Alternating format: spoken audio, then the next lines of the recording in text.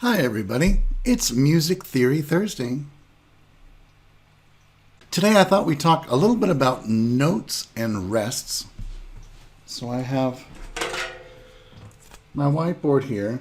We've talked already about the different kinds of notes that we see in music. So when it looks like a little circle like this, that's called a whole note. When it looks like this with a line that goes up the top, that's called a half note. When it looks like this and it's filled in with the stem, that's called a quarter note. When it looks like this and it has a flag kind of attached, that's an eighth note. There's also a rest for each kind of note that we have. So this is a whole rest, and it matches how long a whole note is. 4 counts for a whole note, 4 counts for a whole rest, most of the time. And it looks like a hat that's full of something. So some people think of this as a full rest because the hat's holding something. This is our half note and this is our half rest. A half rest looks like a hat that's right side up. So half hat. That's how you can remember it. Half hat. If it looks like a hat, it's a half. If it looks like it's full, it's whole. Quarter note, quarter rest. Quarter rest is kind of hard to draw, so I just kind of make a little squiggly thing. These are 1 count for a note, 1 count for a rest. And then the eighth note has an eighth rest. Eighth note, eighth rest. The eighth rest has a little flag on it, just like the eighth note has a little flag on it.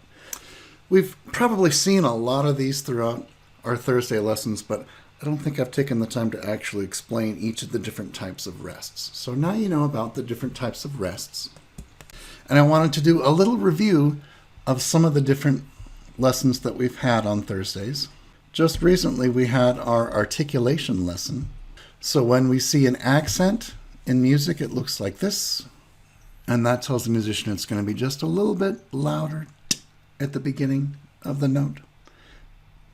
When we see the line as an articulation mark, we call that a tenuto, which means it's going to be held the full value.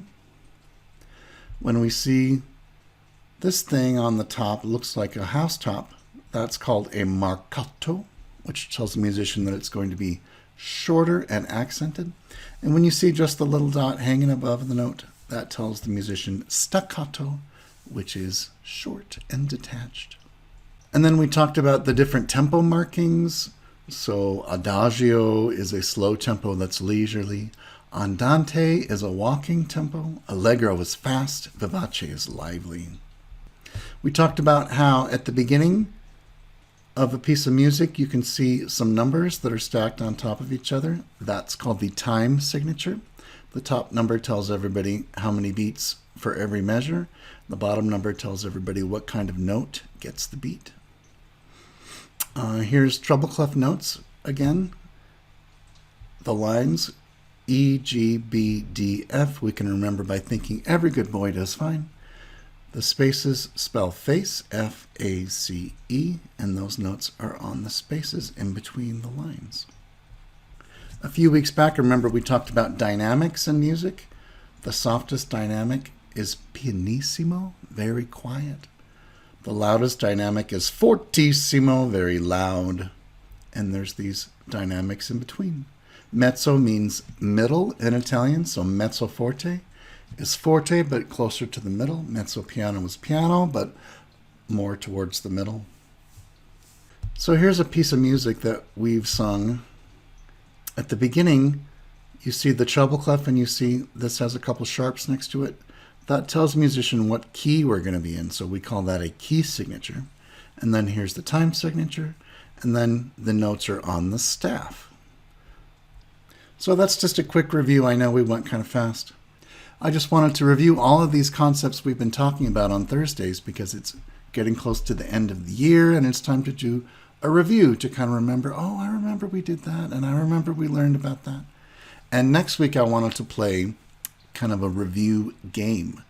All right, I hope you enjoyed and remembered a lot of that from before, and I will see everyone next time. Bye-bye.